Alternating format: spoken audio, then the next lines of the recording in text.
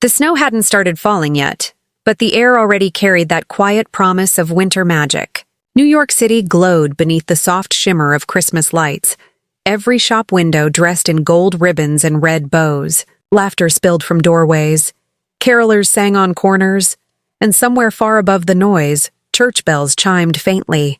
But on Mulberry Street, amid the celebration, there was a small pocket of silence, one that wrapped around a mother and her little girl standing outside a restaurant window. Inside the Italian place, warmth shimmered like a living thing. The smell of roasted garlic, butter, and bread filled the air as families toasted to love and luck. Candles flickered over polished wine glasses and plates of pasta that steamed like soft clouds. But outside, a little girl in a torn red coat pressed her palms against the glass, her breath fogging the window with each exhale. Her name was Lily. She was only 6, with dark curls that peeked out from under a knitted hat far too thin for December. Her shoes were soaked through, her fingers pink from the cold, but her eyes, wide and brown like melted chocolate, were full of wonder, not bitterness. Her mother, Grace, stood beside her. She was in her mid-20s, the kind of beauty that hardship couldn't quite erase. Her face carried the quiet exhaustion of someone who had learned to hold dignity like a fragile thing, too precious to drop, even when her hands trembled. She pulled her coat tighter and rested one hand gently on Lily's shoulder. "Mom," Lily whispered, her voice barely louder than the wind, "do you think hunger ever ends?" The question slipped into the night like a prayer. Grace's breath caught. For a moment, she couldn't answer. She looked down at her daughter, her lips parting, but no words came. Behind the glass, a family laughed, the father feeding his little boy a forkful of spaghetti. Lily's gaze followed the motion with quiet fascination. Grace finally found her voice soft and trembling. "It will, sweetheart.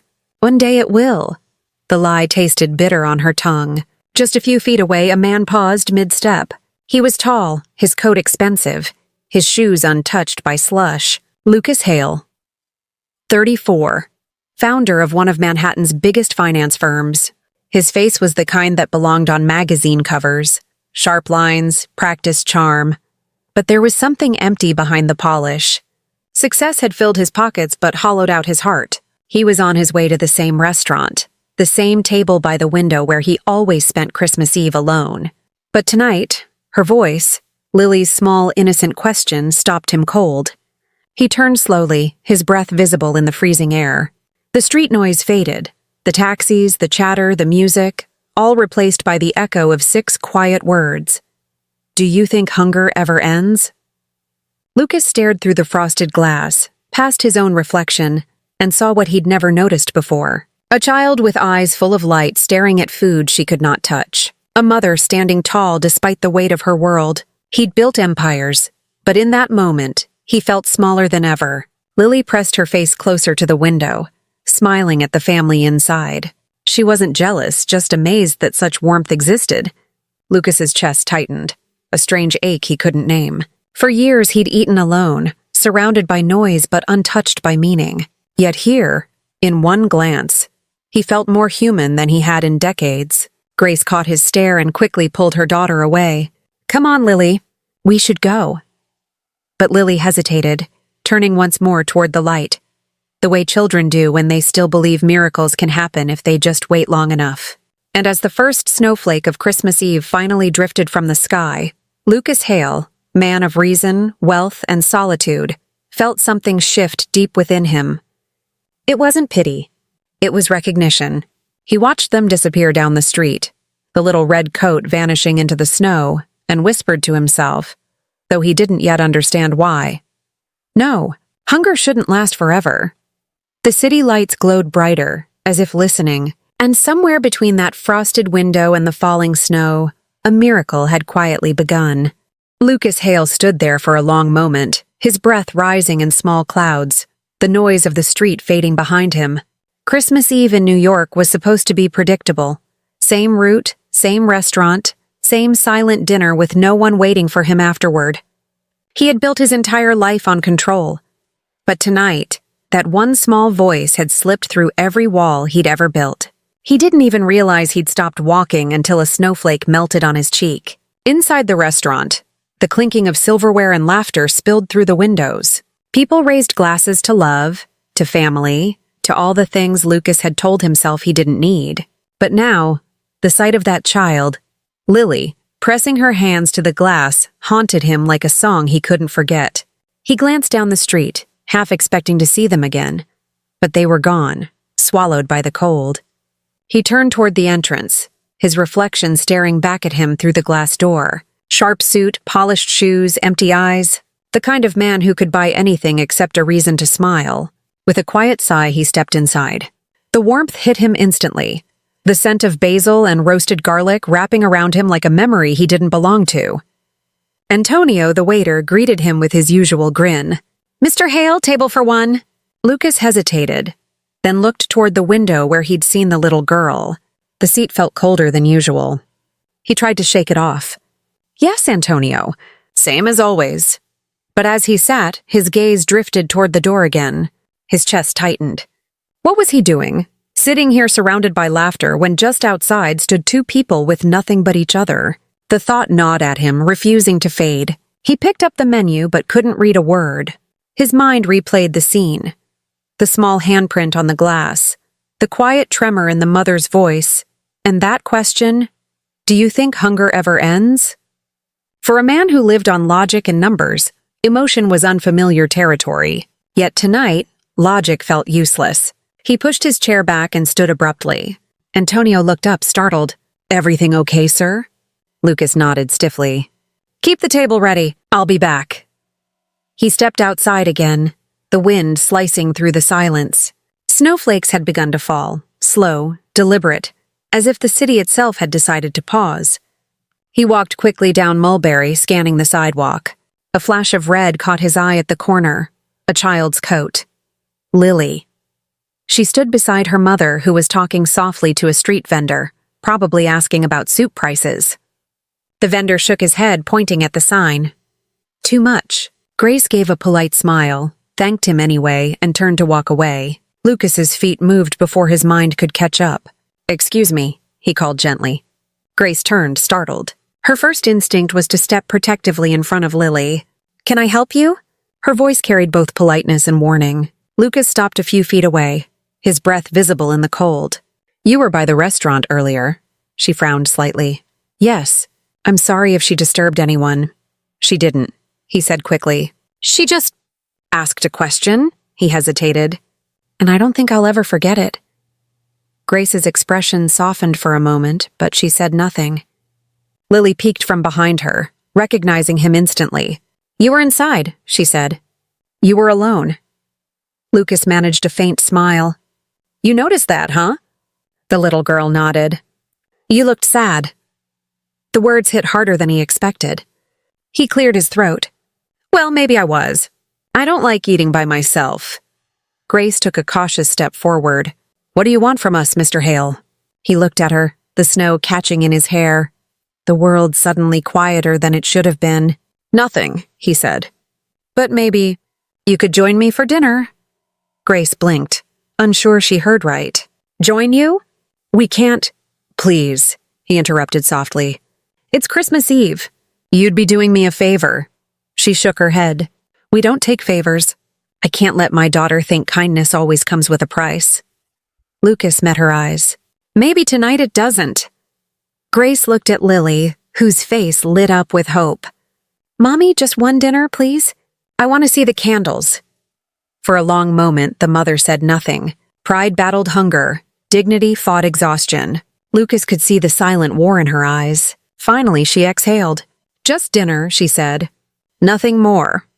"Just dinner," he agreed. Inside, the restaurant buzzed with warmth and chatter, but when Antonio saw Lucas walk in with the woman and child, the room seemed to hush for a heartbeat. He smiled knowingly. "Table for 3, then?" Lucas nodded. "Make it special." They followed him to a corner table by the window, the same one Lily had pressed her hands against earlier. Antonio lit a candle. Its flame flickered gently, painting gold light across their faces. Lily gasped softly. "It's beautiful." Grace sat stiffly, unsure how to exist in a world that smelled of comfort and safety. Lucas noticed the way she held herself, like someone waiting for the floor to collapse beneath her feet. He leaned forward slightly. "You're safe here. I promise." She nodded once, uncertain but willing to believe, if only for her daughter's sake. Outside, snow began to fall harder, wrapping the city in white. Inside, warmth began to bloom between strangers who didn't yet know they were about to change each other's lives. And somewhere deep in Lucas's chest, something began to stir, a feeling he'd buried under years of success and solitude. He didn't know what to call it yet, but it felt a lot like hope. The restaurant felt like another world. Soft music floating through the air, candles flickering, and warmth humming in every corner. But for Grace and Lily, it was more than a place to eat. It was a doorway into something they hadn't felt in a long time: safety. Lily sat across from Lucas, her eyes wide, her small hands folded neatly in her lap as she tried to copy what she saw other children doing. She wanted to belong here, even if it was just for tonight. Grace, on the other hand, sat still, her back straight, her heart restless. She didn't know if she should thank him or run. She'd spent too many nights dodging pity wrapped in polite words. But Lucas wasn't looking at her with pity. His gaze was quiet, curious, almost searching. The waiter, Antonio, placed a basket of warm garlic bread on the table. The scent made Lily's eyes light up. She reached for it, then stopped midway and looked to her mother. Grace gave a small nod. Lily broke off a piece, steam rising into the air, and took a slow bite. Her eyes fluttered closed. "It's soft," she whispered. "Like clouds." Lucas smiled despite himself. "Best clouds in New York," he said. She giggled, a small sound that cracked through the heaviness between them. For a brief moment, Grace allowed herself to smile too. As the waiter set down plates of pasta, Lucas noticed Grace's hands. They were slender but rough at the knuckles, the hands of someone who worked too hard for too little. She ate slowly, carefully, as though every bite had to earn its place. He cleared his throat. "So, what brings you to Mulberry Street tonight?" Grace's fork paused in midair. "Same thing that brings everyone here, I suppose," she said quietly. "Hope. Hope for what?" She looked up, her expression unreadable. "That maybe tomorrow will hurt less than today." Her words landed between them like truth they couldn't look away from. Lucas set down his fork, watching her closely. There was something familiar in her tone, something that stirred old memories he had buried under years of noise. "You know," she continued softly, "people think hunger just means food, but it's more than that. It's the ache for something you can't name." Lucas exhaled slowly. "Yeah," he said. "I know that one." She looked surprised. "Do you?" He nodded. "My parents left when I was a kid. I learned early that silence can fill your stomach if you let it." Grace studied him for a long moment. Maybe for the first time, she saw past the suit, past the polished smile, to the man who ate alone because it was safer that way. Lily twirled her spaghetti, watching them with quiet fascination. "You don't look lonely anymore," she said. Lucas blinked. "What makes you say that?" "Because lonely people have quiet eyes," she said simply. "Yours are noisy now." Grace froze, her heart squeezing at the innocence of her daughter's words. Lucas, though, could barely speak. He felt something shift deep inside him, like a wall cracking from the inside out. The meal went on, laughter breaking through the unease like sunlight through clouds. Antonio brought dessert, tiramisu dusted with cocoa. "Compliments of the house," he said with a wink. Grace tried to refuse, but he held up his hand. "Christmas rule. No one argues with dessert." Lily dipped her spoon into the soft layers, took one bite, and sighed dreamily. "This tastes like happiness," Lucas chuckled quietly. "Then eat slowly. Happiness doesn't last forever." Grace looked at him, her eyes softening. "Maybe it does if you let it." He wanted to believe that. For the first time, he really wanted to. Outside, snow began to fall in earnest, brushing against the window like white feathers. The restaurant lights reflected off it, turning everything golden. Lucas found himself staring not at the city, but at Grace and Lily, the way the candlelight played across their faces, the way it felt like this tiny table was the only warm place left in the world.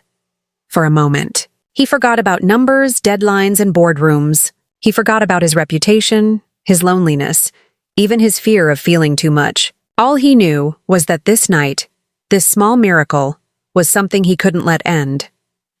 When the plates were cleared and Antonio brought the bill, Lucas shook his head.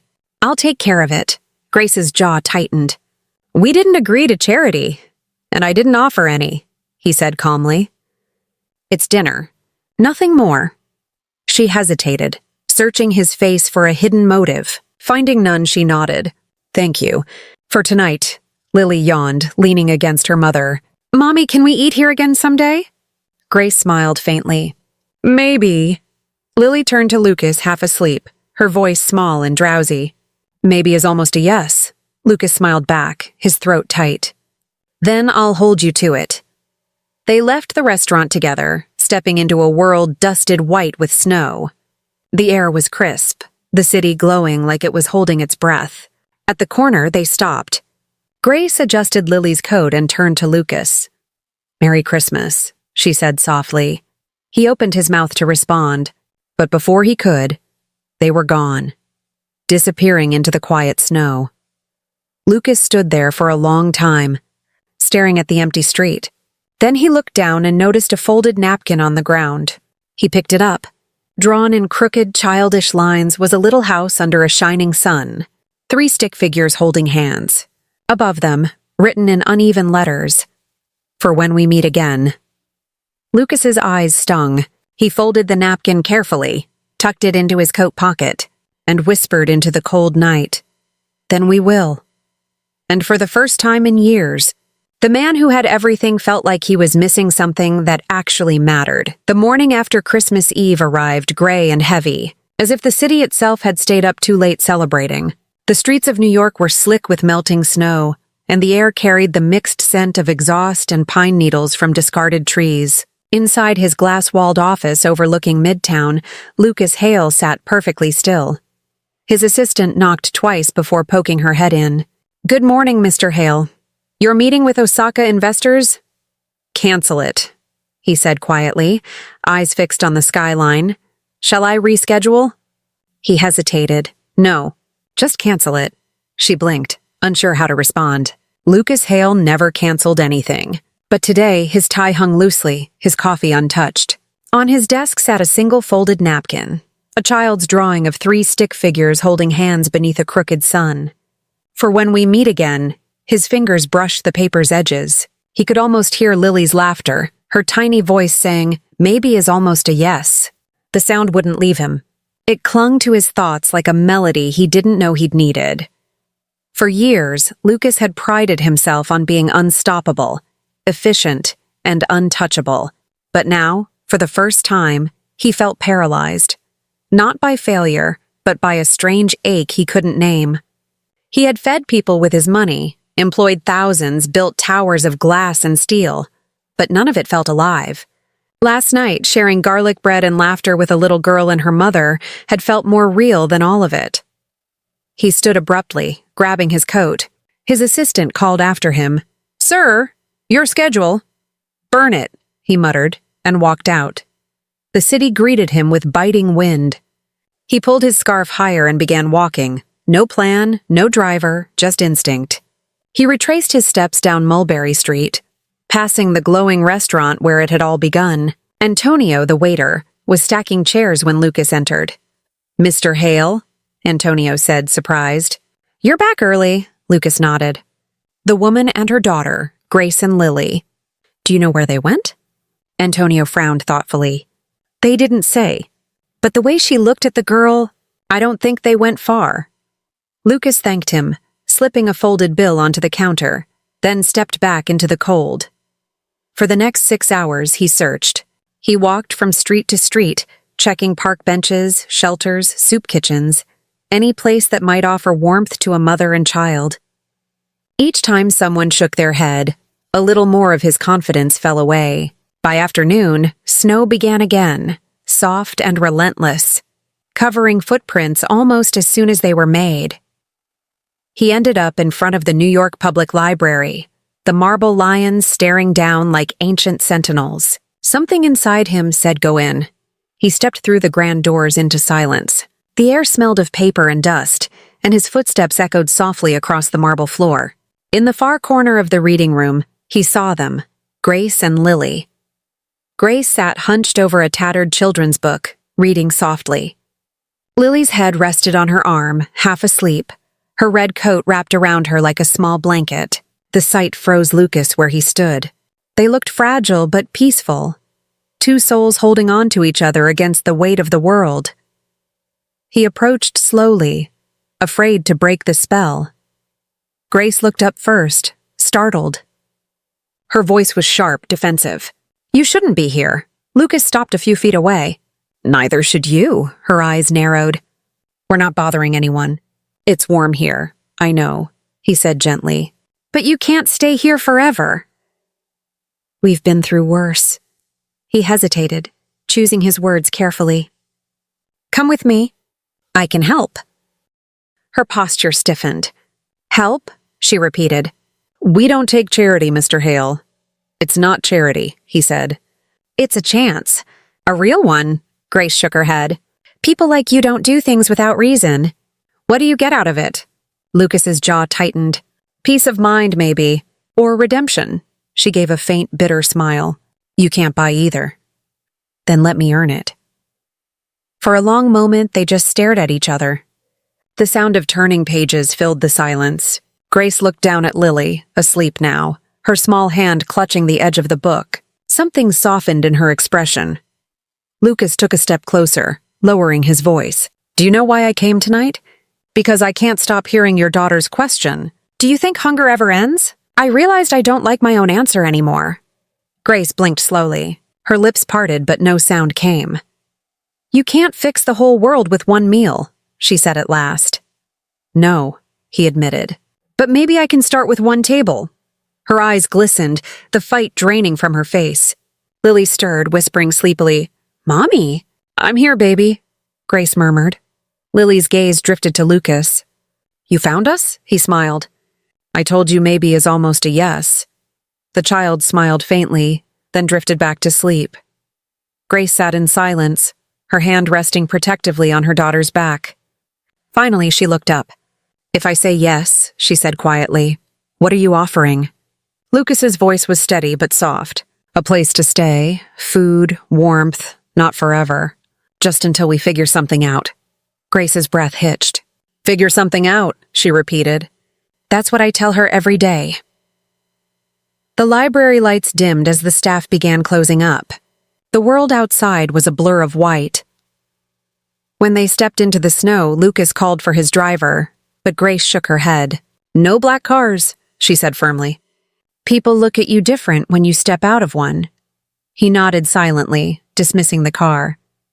They walked instead, down Fifth Avenue, past glowing shop windows and rushing crowds that didn't notice them. Grace carried Lily in her arms, the little girl's head resting on her shoulder. Lucas walked beside them, matching her pace. Finally, at a quiet intersection, Grace stopped. "This is far enough," she said softly. "You've done more than enough," Lucas frowned. "Where will you go?" She reached into her pocket and pressed something into his hand, a folded piece of paper. "Thank you," she said, her voice trembling, "for reminding me that people can still care. But we need to do this on our own." He looked down. It was another drawing, 3 figures beneath falling snow, a sun half hidden behind them. The same words scrawled at the bottom, "For when we meet again." When he looked up, they were gone. The street was empty except for the whisper of snow and the faint glow of the Christmas lights. Lucas stood there holding the drawing, his breath sharp in the cold. For the first time in his life, his wealth felt useless. But somewhere deep inside, under the noise of regret, something new began to stir. Resolve. He tucked the paper into his coat pocket and whispered into the night. "Then I'll build something worth finding again." And as he turned toward the blinding white of the storm, the city seemed to whisper back, as if it, too, was waiting for him to try. The days that followed felt endless. Christmas had passed, but its glow still clung to New York in fading traces, strings of lights sagging over storefronts, pine needles crushed into the sidewalks, laughter echoing faintly from parties that were already memories. But for Lucas Hale, the city no longer looked alive. It looked hollow. He sat in the back seat of his black sedan outside his office tower, staring at the skyline that had once made him proud.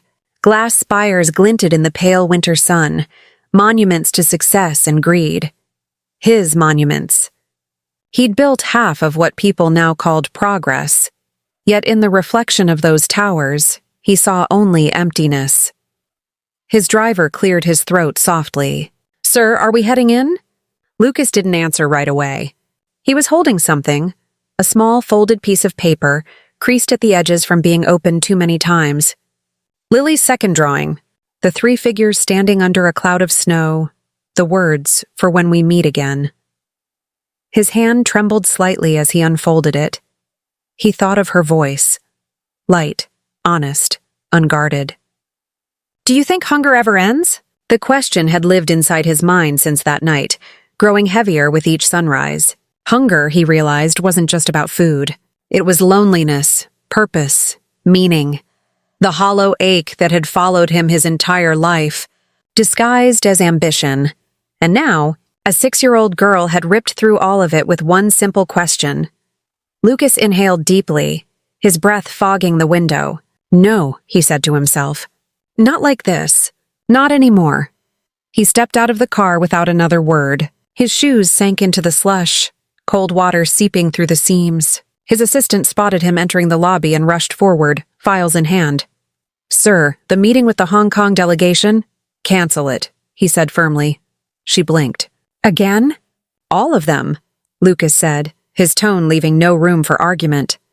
"Clear my schedule for the week." "But—" "Do it," he interrupted, his voice quieter but sharper. When he reached his office, he didn't sit down. Instead, he stood at the floor-to-ceiling windows, looking out at the endless city. It stretched forever, millions of windows, millions of stories, and somewhere among them, 2 faces he couldn't forget. He turned and picked up his phone. "Get Ari from operations," he said. "Now." Minutes later, Ari, his longtime operations director, appeared in the doorway, clutching a tablet and wearing the same confused expression everyone else had. "You wanted to see me, boss?" Lucas nodded. "I need to start something that matters," Ari frowned. "A new company?" "No," Lucas said. "A new purpose. I'm not following." Lucas picked up the drawing from his desk and handed it to him. "We waste thousands of pounds of food every week across this city. Restaurants, hotels, suppliers, all of them. What if it didn't go to waste?" "You mean donate it?" Lucas shook his head. "Not just donate, distribute, organize it. Make it efficient. Build a network that feeds people instead of profits." Ari hesitated. "That's huge. You're talking logistics, staff, transport, compliance. This isn't a side project, Lucas. It's an operation." "Then we'll make it one," Lucas said simply. "Call it Warm Tables. No branding, no investors, no press releases. Just meals, given with dignity." Ari stared at him for a long moment, unsure if this was madness or brilliance. "You've changed," he said finally. Lucas smiled faintly. "Maybe I just started listening." For the rest of the day, the quiet halls of his finance firm turned into something else entirely. Conference rooms became planning centers, whiteboards filled with maps and delivery routes. People who once calculated profits were now calculating how many families could be fed in one night. By sunset, Lucas stood at the center of the chaos, his tie gone, sleeves rolled up. "This isn't about money," he told the small team gathered before him. "It's about human hunger, and not just the kind that food solves. Every person we reach tonight is proof that we can be more than what we've built." Someone from accounting raised a hesitant hand. "Sir, even for a pilot run, the costs are enormous." Lucas looked at her steadily. "Do you realize the cost of not doing it?" Silence filled the room. Within 24 hours, Warm Tables came alive. Refrigerated trucks rolled out of warehouses across Manhattan, carrying fresh food from restaurants and suppliers. Chefs volunteered to cook extra portions. Volunteers signed up through social media without even knowing who was behind it. The logo, a simple image of 3 stick figures beneath a shining sun, was printed on every delivery bag. Lily's drawing, reborn as hope. That first night, Lucas joined one of the delivery teams. He wore a black coat, No bodyguards, no spotlight. The street smelled of stew and bread, the air filled with the hum of laughter and gratitude. Outside a shelter near Bryant Park, he helped unload crates of meals, watching strangers smile like they'd found warmth for the first time in days. An old man took a bowl from his hands and said, "Haven't eaten warm in 3 days. Bless you, whoever you are." Lucas smiled softly. "Just someone who was hungry once, too." As he turned to leave, he noticed something that made him stop. A flash of red at the edge of the crowd. A small girl in a coat, sketching on a piece of paper beside a soup table. His heart leapt. "Lily!" he whispered. But when he pushed through the crowd, she was gone. The drawing fluttered to the ground. Another picture. 3 figures at a long table filled with food, underneath in careful letters, "Thank you for making us full." He picked it up with trembling hands. The world around him blurred. The lights, the noise, the falling snow. She had been there. Grace and Lily were out there, somewhere, watching what he had built from their single question. He looked up at the snowy sky and whispered, "I'll find you. I promise." And in that moment, the man who once measured life in billions realized something extraordinary. He had finally built something that couldn't be bought. A miracle. Born from hunger, Snow had returned to New York with quiet determination, layering the streets in white and turning every breath into mist. From his office window, Lucas watched it fall, each flake dissolving against the glass like a passing thought. The city had changed these past weeks. So had he.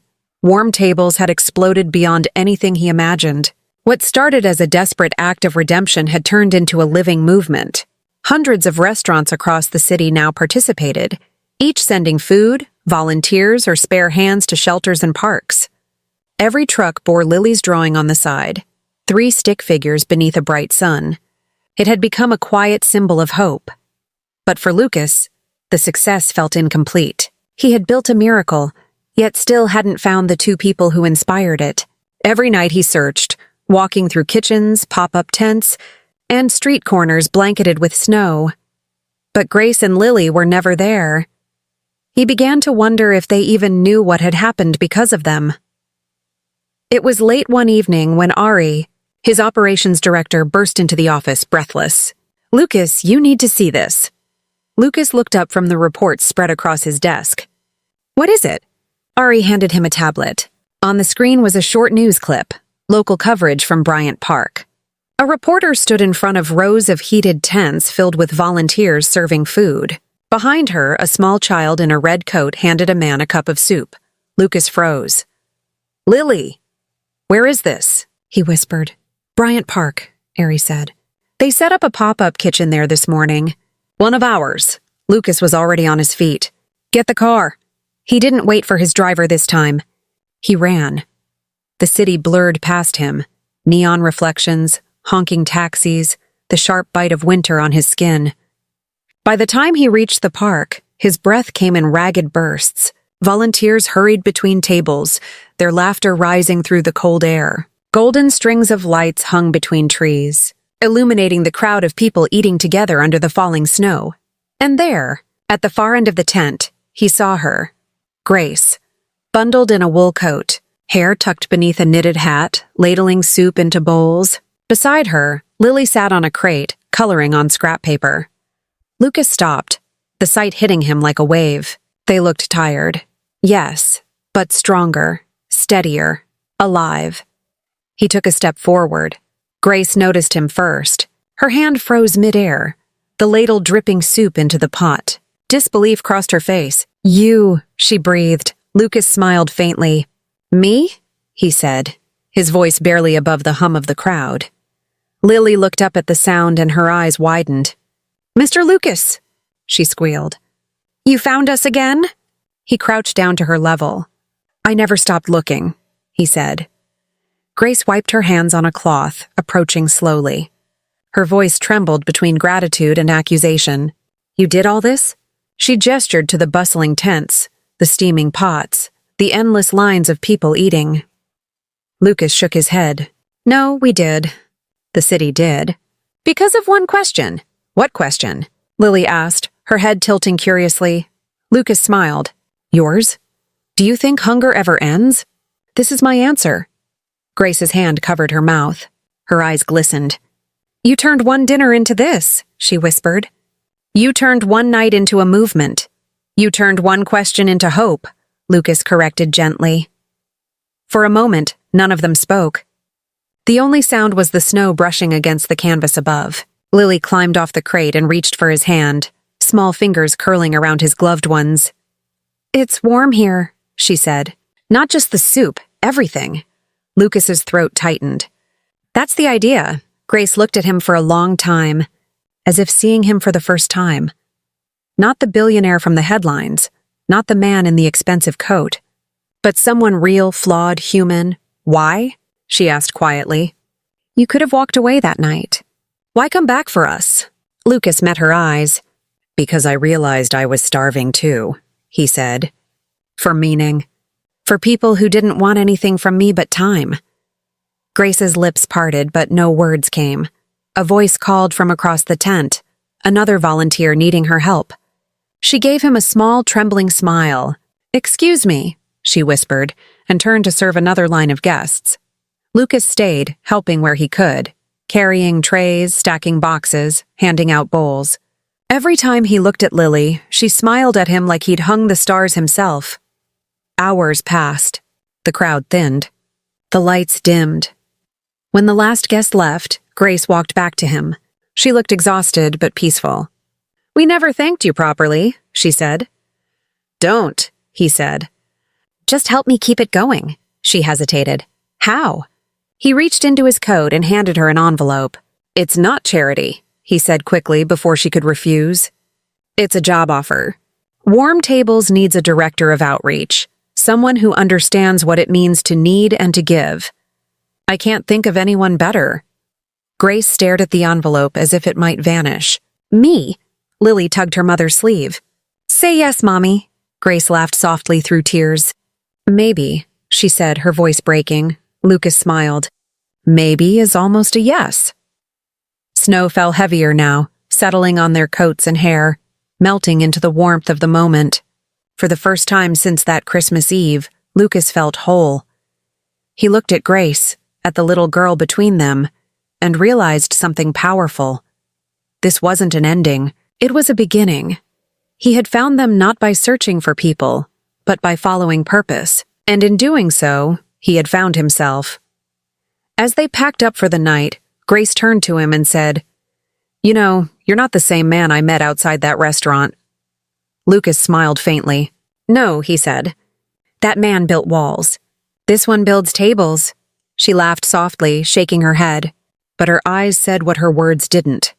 Thank you, as they walked out of the park. The city lights shimmered through the snow, and for a brief, silent moment, Lucas thought he could hear the world breathing again. But deep down, he knew the story wasn't finished yet. Something waited beyond this night, something that would test everything he had built. Because miracles don't end when the snow stops falling. They begin where faith is tested, and in the distance, a single church bell rang, slow, deep, and full of promise. The weeks that followed their reunion were unlike anything New York had ever seen. The Warm Tables movement swept through the city like fire, but instead of destruction, it left warmth in its wake. Restaurants that once closed early began staying open late, turning leftover food into shared meals. Luxury hotels opened their kitchens to volunteers. Cafes set out extra plates with small cards that read, Someone already paid for your dinner. Sit, eat, stay warm. And at the heart of it all, working quietly behind the scenes, was Grace Moreno. Lucas had kept his promise. She was now director of outreach, though the title never seemed to fit her. She wasn't just organizing logistics, she was touching lives. Every night, she stood in the middle of the chaos, sleeves rolled up, voice steady, directing volunteers and comforting strangers who walked in from the cold. She didn't ask for recognition. She didn't need it.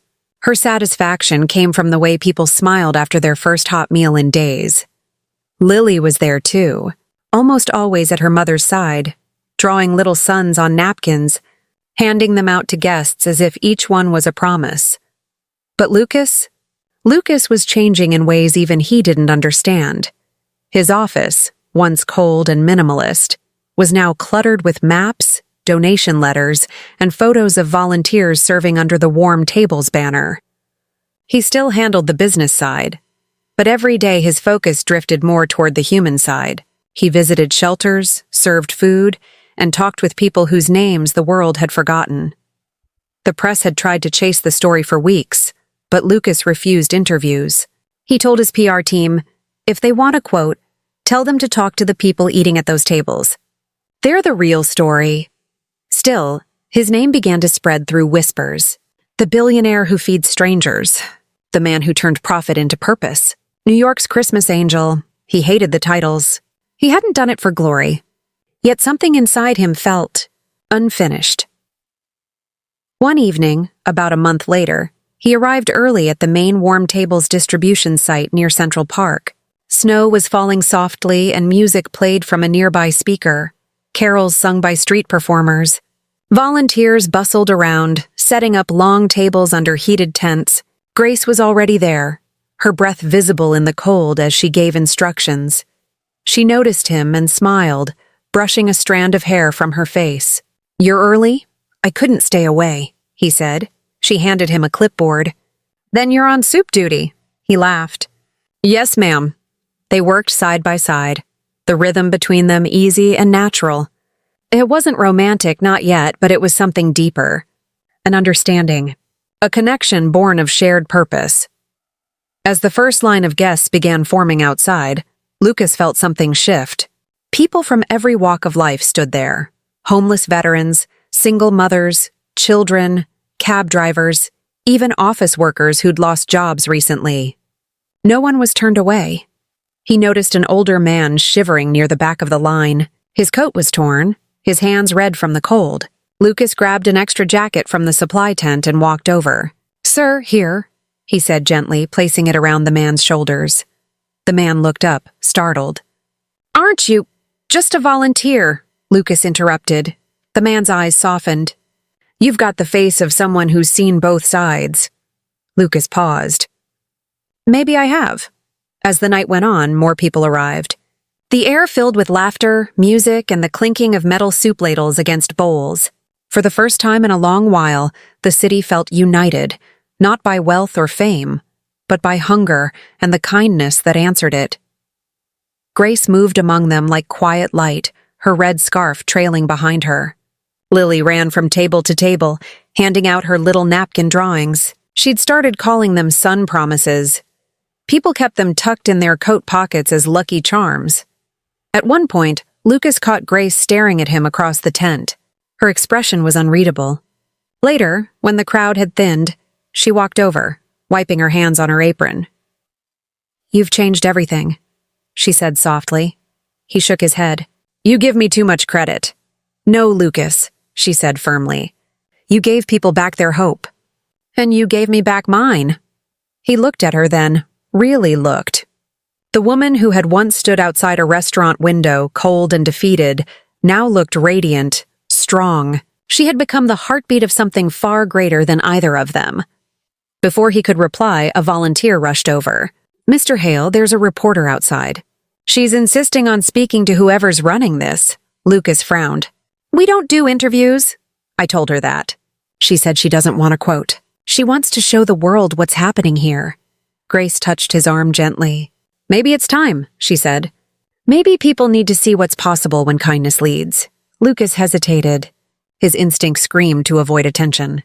But then he looked around, at the hundreds of people eating, laughing, sharing warmth. Grace was right. The world needed to see this, not as charity, but as proof that humanity wasn't gone. "Okay," he said quietly, "but the story's not about me." Later that night, as cameras rolled through the tent, capturing the laughter and light, Lucas stood beside Grace and Lily. The reporter asked him one simple question. "Why did you start Warm Tables?" He paused. Then he looked at Lily, who was coloring quietly on another napkin. "Because once," he said slowly, "a little girl asked me if hunger ever ends, and I realized I didn't like the answer I had." The reporter smiled. "And now?" Lucas looked around the tent, the tables filled with strangers breaking bread together. the volunteers serving with joy, the snow falling beyond the warm glow of the lights. "Now," he said softly, "I think it's beginning to." The footage aired that night, and within days, it spread across the world. Cities in other countries began adopting the warm tables model. Donations poured in. Restaurants from Chicago, London, and Tokyo reached out to join the movement. But none of that mattered to Lucas as much as what happened a week later. He found Lily sitting in the corner of the main tent, finishing a new drawing. She handed it to him proudly. It was of a long, endless table surrounded by smiling faces, rich and poor, old and young. Above it, in her uneven handwriting, she had written, "The table that never ends." He stared at it for a long time, unable to speak. Grace watched quietly from across the room, her eyes glistening. He finally knelt down beside Lily and said, "You know what, kid? I think that's exactly what we're building." And outside, as if the city itself agreed, the snow began to fall again, soft, unhurried, endless like Grace. Yet, beneath the peace of that night, something stirred in Lucas's heart. The movement had grown beyond him, but deep inside, a quiet fear lingered. What happens when the world stops watching?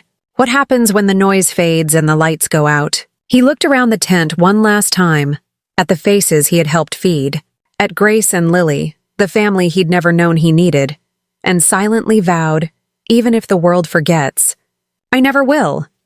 The city hummed around him, alive, forgiving, eternal. But Lucas Hale knew something bigger was coming. A test that would decide whether miracles could truly last once the season of snow was gone. A year passed. Yet, every time snow began to fall, the city seemed to whisper their names. Lucas, Grace, and little Lily. New York had changed. Warm Tables was no longer just a movement. It had become a quiet revolution. Coffee shops kept a small stack of neighbors' cards, prepaid meals left by strangers for whoever needed them next. Bakeries baked extra loaves each morning, not for sale, but for sharing. Even high-end restaurants reserved tables every weekend where anyone could walk in and eat. No questions asked. The city that once glittered only for the rich now glowed for everyone. But behind that glow was the quiet heartbeat of three people whose paths had crossed one snowy night on Mulberry Street. Lucas Hale stood in his office one evening, looking out over the city. His reflection in the glass was different now, softer, lined with something that looked suspiciously like peace. The cold, calculating businessman who once counted success and profits had become something else entirely. On his desk sat a framed drawing, Lily's Table That Never Ends. Next to it lay another photo, Grace standing in front of a group of volunteers, her red scarf vivid against the winter sky. She had become the face of Warm Tables, though she always credited Lucas. A knock broke his thoughts. Grace stepped into the room, carrying 2 cups of coffee. She smiled. "You still work too late." "Old habits," he said, taking a cup from her. "You're supposed to be home," she smirked. "So are you." They stood in comfortable silence, the city lights flickering below. Grace took a sip, then said, "Lily's practicing for her choir performance. She's nervous. She'll be fine," Lucas said. "She's got more courage than anyone I know." Grace looked at him. "She says you're her hero, you know." Lucas shook his head. "She's mine." Their eyes met. No grand gesture, no fireworks, just a quiet understanding that something unspoken had been growing between them all year. Then Grace's phone buzzed. She glanced down, her smile fading. "What is it?" Lucas asked. "The Brooklyn Center," she said softly. "They just called. Their heater's out. It's freezing there." Lucas set down his coffee. "I'll drive." "Lucas, no arguments," he said. "Let's go." The streets were nearly empty when they arrived. The Warm Tables site in Brooklyn was one of the busiest, a repurposed warehouse filled with cots, blankets, and rows of folding tables. When they walked in, volunteers huddled near portable heaters trying to keep the air warm. Children were wrapped in donated coats, old men sipping soup slowly to hold on to the heat. The smell of coffee mingled with the faint scent of rust and cold. Grace immediately began organizing the volunteers. Lucas rolled up his sleeves and joined her, moving crates and checking generators. But then, in the back corner, he noticed something. An elderly woman sitting apart from everyone else, trembling. Her food sat untouched. He approached quietly. "Ma'am, are you all right?" She looked up with weary eyes. "You look like him," Lucas frowned. "Like who?" "That man on the news," she whispered. "The one who feeds people." He smiled softly. "Maybe I am him." She shook her head weakly. "No. He's too important to be here." Lucas knelt beside her. "The important ones are the ones who show up," he said. He helped her lift the spoon, steadying her trembling hand. For a moment, their eyes met, and he saw something that reminded him of Grace's strength and Lily's innocence. The realization struck him hard. This was what purpose looked like. Not a headline, not a brand, a connection, one heart at a time. The next morning, news of their midnight work spread online. Volunteers had posted photos of Lucas carrying boxes, helping the elderly, laughing with children. But when reporters came calling again, he refused to speak. Instead, he released a single statement. "If you want to thank me, feed someone. That's all." The following week, Christmas Eve returned to New York. The snow fell heavier than it had in years, blanketing the city in white silence. The streets shimmered under golden lights, and every corner seemed to hum with music. In St. Patrick's Cathedral, the choir prepared for the midnight service. People filled the pews, their faces glowing in candlelight. Among them sat Lucas, Grace, and Lily, dressed in her little red coat, clutching a song sheet that was too big for her hands. When it was time, Lily stood with the children's choir. Her voice, thin but pure, rose through the vast cathedral like sunlight breaking through fog. Grace wiped a tear from her cheek. Lucas sat perfectly still, overwhelmed. In that moment, everything he had ever built, every deal, every dollar, faded. This was what remained. This was legacy. After the service, they stepped outside into the quiet city. People passed with coffee cups and wrapped gifts, laughter echoing down the street. Grace linked her arm through Lucas's. "She's happier," she said softly.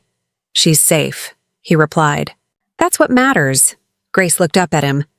"You did that." He shook his head. "She did. You did. I just followed." Lily ran ahead, twirling in the snow. "Come on, you two slowpokes," she called. They laughed and followed her to Mulberry Street, the place where it had all begun. The same Italian restaurant, now glowing brighter than ever. Antonio, the waiter, spotted them through the window and hurried outside. "You're back," he said with a grin. "I saved your table. You didn't think I'd forget the troublemakers who started a miracle, did you?" They laughed as he led them inside. The warmth hit instantly, the same smell of garlic and basil, the same hum of laughter. But this time, the restaurant was packed with people wearing the warm tables pin. Lily's drawing of 3 figures beneath a sun. Antonio leaned over and whispered, "We host community dinners every Thursday now. No one eats alone anymore." Grace blinked back tears. Lucas smiled quietly as dinner arrived. Simple pasta, warm bread, cocoa for Lily. They looked out the window at the falling snow. Lily pressed her hand against the glass again, just as she had 1 year ago. "Mr. Lucas," she said softly, "do you think hunger will ever end?" The question hung in the air, older now, heavier with all they'd lived through. Lucas looked at her, then at Grace. He thought of the shelters, the laughter, the countless meals shared, the strangers who had become family. "Not everywhere," he said, "not yet. But tonight, in this city, it's ending a little more every day." Lily smiled. "Then it's working." Grace reached across the table and took Lucas's hand. "You built a lot of tables, you know," she whispered. He smiled faintly. "No," he said. "We built them together." Outside, carolers began to sing, their voices echoing down Mulberry Street. Snowflakes drifted past the window, catching the light like tiny stars. As they stepped outside later, Antonio handed them a small bag. "Dessert for the road," he said. "On the house. Always." Lily waved. "Merry Christmas, Antonio." He grinned. "Merry Christmas, little artist." They walked toward the corner. The same one where Lucas had first seen them that night. A billionaire, a mother, and a little girl who changed the city with a single question. Grace slipped her hand into his. "You know," she said, leaning closer, "for a man who used to eat alone, you sure made room for the world?" Lucas chuckled. "Guess I just needed the right company." They stopped at the corner, snow swirling around them, the city glowing with the quiet light of a miracle reborn. Lily twirled in the falling flakes, laughing freely. Lucas watched her, his breath visible in the cold, and thought, "This is what miracles look like. Small, human, stubborn enough to outlast the season." And somewhere in the distance, carried on the wind like a song, came the echo of a child's voice. "Will hunger ever end?" Followed by the city's soft reply. "It already has, here tonight. If you'd like, I can absolutely write a chapter 9 as an epilogue, a continuation that lifts the curtain again after the miracle feels complete. Before I begin, let's agree on the direction, because chapter 8 already closed. Lucas, Grace, and Lily's emotional arc with peace and renewal. For a new chapter to feel unique, suspenseful, and powerful, we need a new conflict that doesn't erase what they achieved, but tests it. Here are 3 paths you could choose from.